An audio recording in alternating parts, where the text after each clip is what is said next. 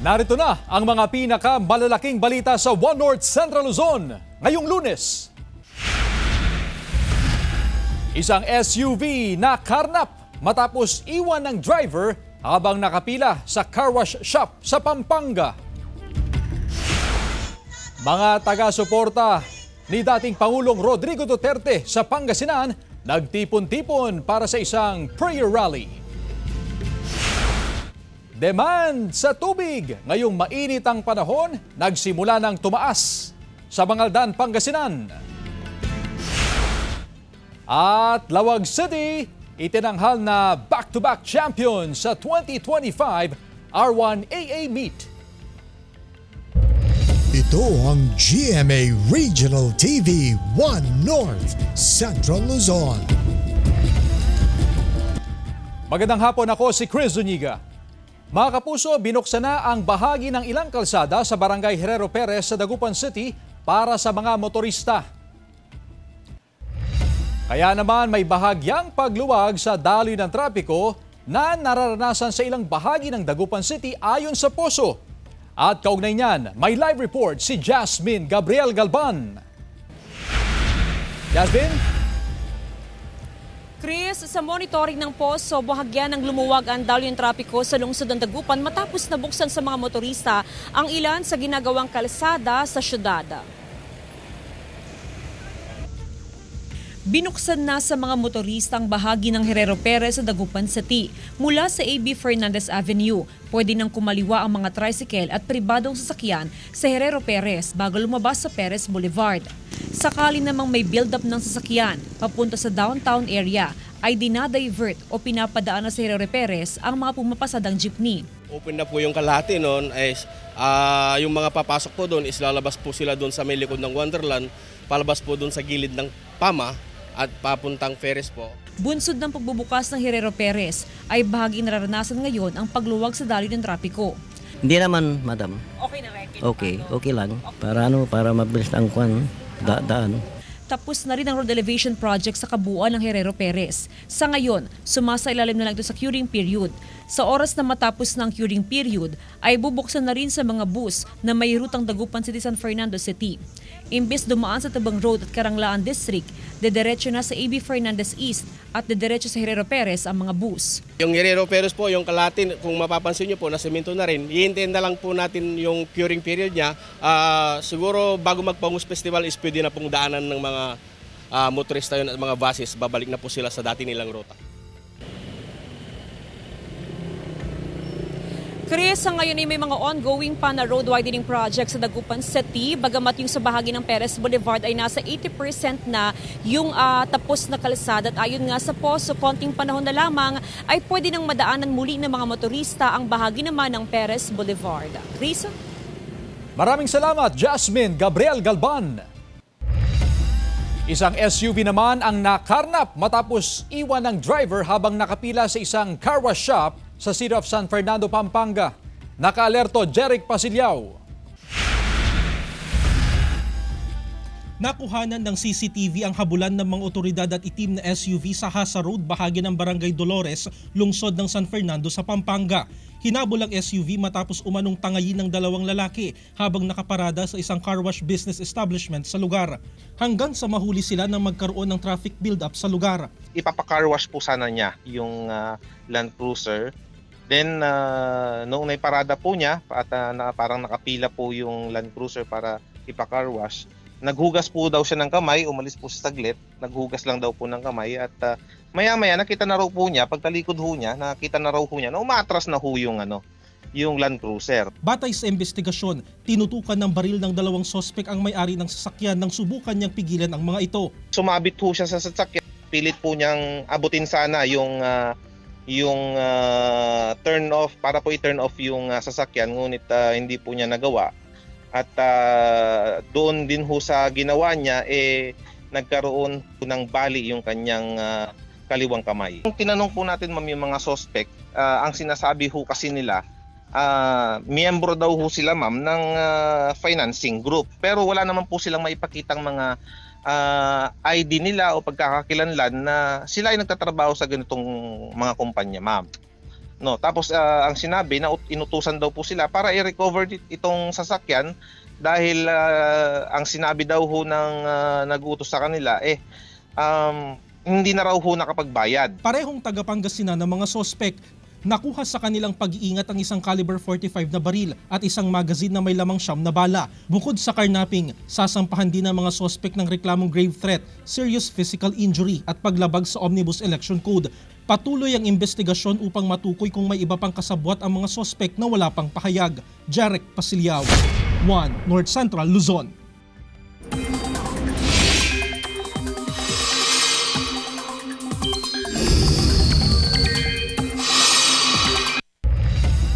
Mga kapuso, asahan ang bahagyang paglamig ulit ng panahon sa ilang bahagi ng bansa. Dahil po yan sa Northeast Monsoon o amihan na umiiral sa malaking bahagi ng Northern Luzon. Samantala, Easterlies o ang mainit na hangin naman ang umiiral sa iba pang bahagi ng bansa. Base sa datos ng Metro Weather, uulanin ang silangang bahagi ng Luzon, kabilang na ang Cagayan, Isabela, Quirino at Aurora. Asahan din ang pag-ulan sa malaking bahagi ng Cordillera Administrative Region at posible rin ang pag-ulan sa iba pang bahagi ng bansa. Ilang resort sa Calasiao, Pangasinan, pinaghahandaan na ang dagsa ng mga tao habang papalapit ang tag-init. May ulat si CJ Turida. Nililinisan ang swimming pool ng isang resort na ito na makikita sa gilid ng National Highway ng Barangay Ambunao, Calasiao, Pangasinan kaninang umaga. Isa lamang ito sa 4 na swimming pool ng resort kabilang ang 2 private pool. Kada araw aabot sa 2 oras na binavacuum ang pool upang matiyak ang kalinisan ng tubig. Bukod pa sa inilalagay na chlorine. Bukod sa kalinisan, tinayak din ng pamunuan ng resort ang kaligtasan ng mga papasyal at maliligo roon. Pinaghahandaan na raw ang dagsa ng mga resort goer habang papalapit ang tag-init. Asahan daw na sisipa sa 50% ang bilang ng resort goer sa Abril. Meron po tayong lifeguard, tapos anytime na kunwari may mangyaring hindi natin inaasahan, meron naman tayong nagtatawag kaagad ng for emergency po. Mahigit 20 ang cottages resort na ito na talaga namang relaxing at malamig dahil napalibutan ng mga matatayog na puno. Nasa 150 hanggang 700 pesos ang renta, depende sa laki ng cottage. Wala ring pagbabago sa entrance fee na nasa 80 hanggang 100 pesos. Bukas ang resort mula alas 9 ng umaga hanggang alas 7 ng gabi. Aabot daw sa 8 ang lifeguard ng resort upang matiyak ang seguridad ng mga magpupunta sa lugar. Alert kami sir dito sa swimming pool pag maraming naliligo. Nakakalat po kami lahat diyan sa gilid para iwas aberya po. Hindi bababa sa 6 na resort ang nasa Calasiao. Magkatuwang ang MDRRMO at PNP sa pagmonitor sa mga ito. Nakahanda rin ang MDRRMO na magsagawa ng pagsasanay sa mga lifeguard ng bawat resort. Para masigurado po natin na in the event na magkaroon po ng insidente sa kanilang mga resorts ay meron na pong nakahandang may kaalaman at may kakayahan. Kasama si Jing Dakanay, CJ Turida, 1 North Central Luzon. Demand sa tubig ngayong mainit ang panahon nagsimula ng tumaas sa Mangaldan, Pangasinan. Sundan sa report. Nagsimula ng tumaas ang demand sa tubig ngayong buwan ng Marso sa Mangaldan, Pangasinan. Inaasahang mas lalo pa rin tataas ang konsumo sa tubig pagsapit ng buwan ng Abril hanggang sa buwan ng Mayo. Monthly naman na namomonitor natin yon. Pero as of now, ang supply po is sapat pa naman. Umaasa naman ng mga water consumer na sa kabila ng pagtaas sa demand sa tubig ay hindi magkakaproblema sa supply ng tubig. Lalo na tuwing umaga kung kailan sabay-sabay ang paggamit ng tubig ng mga consumer. Madam, importante kasi ginagamit namin sa paghuhugas ng mga plato, mga dinuguan, mga lahat. Po. Saka may mga customer naghuhugas din bago kumain. Kada buwan, umaabot sa mahigit 400,000 cubic meters ang average consumption sa bayan ayon sa Mangaldan Water District o MAWAD. Wala namang magiging problema sa pagtaas ng demand dahil kada buwan ay nasa halos 700,000 cubic meters ang available water supply ng MAWAD. Nakahanda naman umano ang MAWAD sa inaasahang pagtaas ng demand sa tubig, lalo pat sa ngayon ay kabuuang 16 na pumping stations ang operational sa bayan. Meron naman tayong additional na pumping station na dumagdag doon sa may maasin lalo na. Malaking-malaki po yung yung naging effect niya sa Mangaldan Water District. Samantala, tiniyak naman ng MAWAD na walang magiging pagtaas sa singil sa tubig sa bayan. Kasama si Henry Duminsil, Jasmine Gabriel Galban, One North Central Luzon. Samantala, sa mga gustong mag-alaga ng kawayan at pagkakitaan nito, may training seminar tungkol dyan. Ang Carolina Bamboo Garden sa Antipolo, Rizal. Nakadakdang idaos ang 26 Bamboo Training Seminar sa March 22, araw ng Sabado. Simula yan alas 8 ng umaga hanggang alas 5 ng hapon. Tampok din sa training seminar ang tungkol sa tamang pagpapalaki, pag-ani at iba pang gamit ng kawayan. Para sa mga interesado at sa iba pang detalye, pwede kayong tumawag o mag-email o kaya bisitahin ang kanilang official Facebook page na Carolina Bamboo Garden. Ito ang GMA Regional TV 1 North Central Luzon.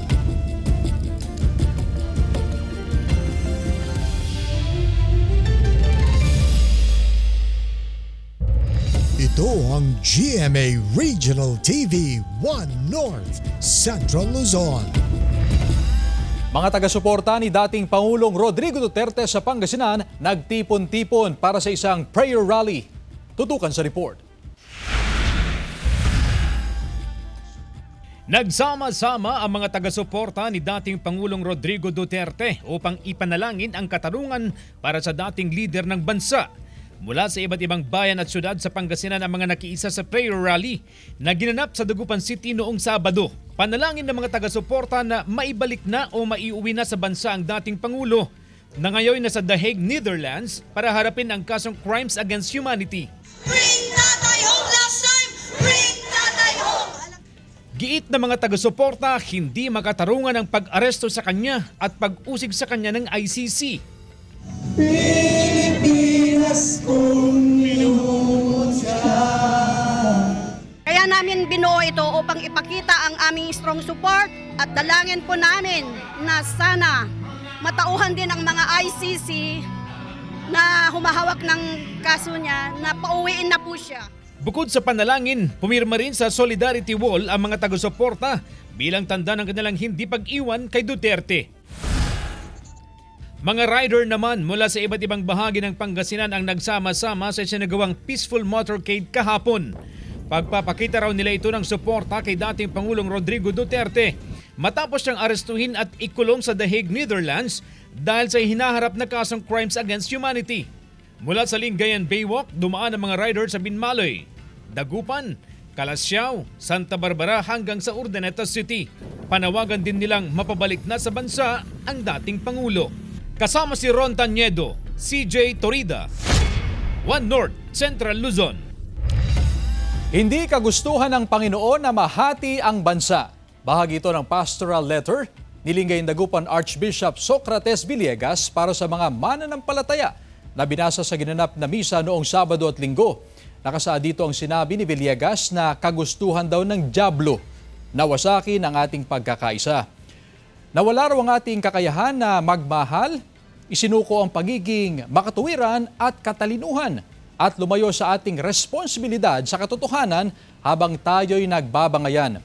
Dagdag ng Arsobispo, uminom daw tayo ng tubig mula sa maruming balon ng fake news, kabastusan at karahasan na lumalason sa ating kaluluwa, sumisira sa ating moralidad at pagkawala ng ating pagiging makatuwiran sa lipunan.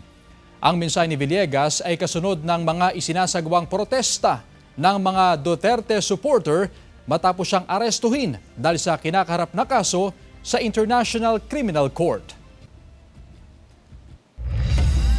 Samantala, bagamat hindi pa tag-init, apektado na ang supply ng tubig sa palengke sa Lawag City. Mababa na raw ang antas ng tubig sa balon at hindi na kayang supplyan ng tubig ang palengke. Humingi na ng rasyon sa BFP pero kinukulang pa rin daw ang supply dahil sa pangangailangan ngayon ng Fire Prevention Month. Namigay na rin ng supply ang pribadong fire rescue volunteers para masolusyonan ang pangangailangan ng palengke. Sa ngayon, naghahanap na ang lokal na pamahalaan ng pagkukuhanan ng supply ng tubig na gagamitin sa palengke.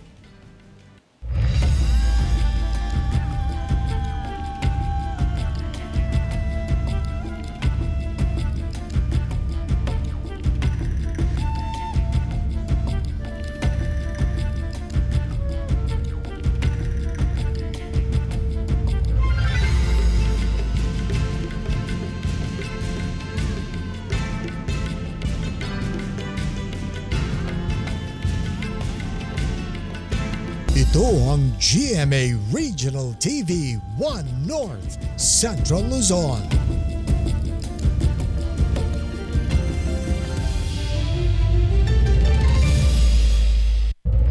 Ito ang GMA Regional TV 1 North Central Luzon. COMELEC nanawagan sa mga kandidato na kusang magbaklas ng campaign posters isang linggo bago ang local campaign period. Tutukan sa report.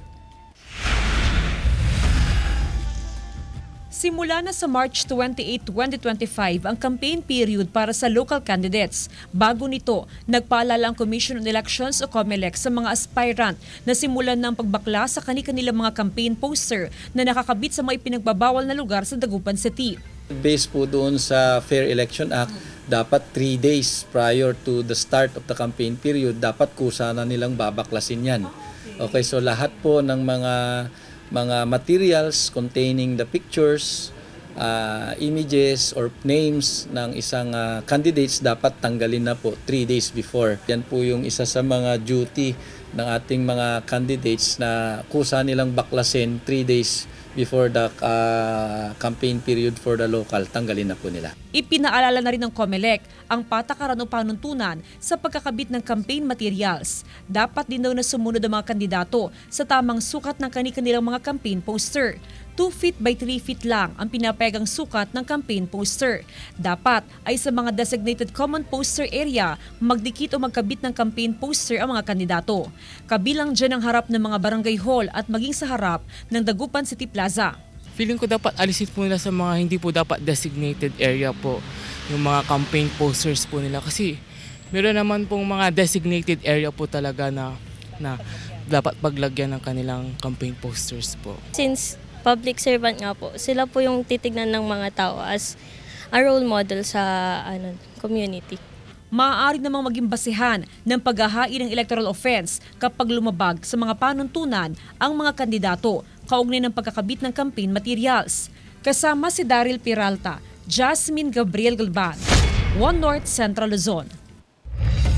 Mga kapuso, may rollback sa ilang produktong petrolyo ngayong linggo. Ayon sa Clean Fuel at Sea Oil, may 20 centavos na bawas singil sa kada litro ng diesel epektibo bukas. Walang paggalaw para sa gasolina. Ang Sea Oil naman may bawas singil din na 40 centavos sa kada litro ng kerosene. Wala pang anunsyo ang iba pang kumpanya ng langis. Ayon sa Department of Energy, kabilang sa mga nakapagpapababa sa presyo ng produktong petrolyo ang posibleng oversupply at inaasahang pagtamlay ng demand sa ibang bansa. Ipinagbabawal ng dumaan ang mga truck na may bigat na 15 tons pataas sa Buntun Bridge sa Cagayan. Dahil umano sa lumalalang kondisyon ng istruktura na nakitaan na ng mga butas at bitak sa deck slab nito. Inabiso ng DPWH ang mga lokal na pamahalaan ng Solana at Tuguegarao City para sa maigting na implementasyon ng kautusan. Ang paghihigpit ay ipinag-utos kasunod ng pagbagsak ng Cabagan-Santa Maria Bridge noong February 27. Inihayag ng DPWH na ang itatagal ng lumang tulay ay nakadepende sa pagtutulungan ng lahat ng sektor. Ang Buntun Bridge ay halos 56 na taon na pinakikinabangan ng mga motorista. Ito ang nag-uugnay o nag-iisang tulay na nag-uugnay sa Tuguegarao City at Solana at sa iba pang karatig bayan. Sa ngayon, kasalukuyan ang konstruksyon ng alternatibong tulay na maaaring daanan ng mga biyahero at motorista. Habang ginagawa ang main bridge at gumawa ng craneway ang DPWH upang pansamantalang may madaanan ang light vehicles upang lumuwag ang trapiko sa Buntun Bridge. Failure of plan. Kung ginaya na lang nila yung Buntun Bridge natin, sa tagal-tagal lang ginamit hanggang ngayon buhay pa. Hindi sana nasayang yung pera ng taong bayan.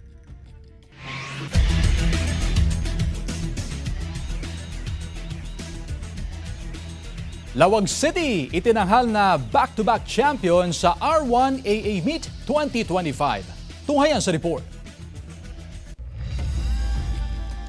Tinanghal na back-to-back champions ang Lawag City Division sa katatapos lang na Region 1 Athletic Association Meet na ginanap sa La Union nitong nakaraang linggo. Nag-uwi ang Team Lawag City ng 86 na gintong medalya, 89 na silver medals at 63 na bronze medals. Mahirap pero nanaig daw ang determinasyon ng mga manlalaro ng Lawag City upang makamit ang tagumpay. It's a hard work talaga. It's a commitment. It's a focus.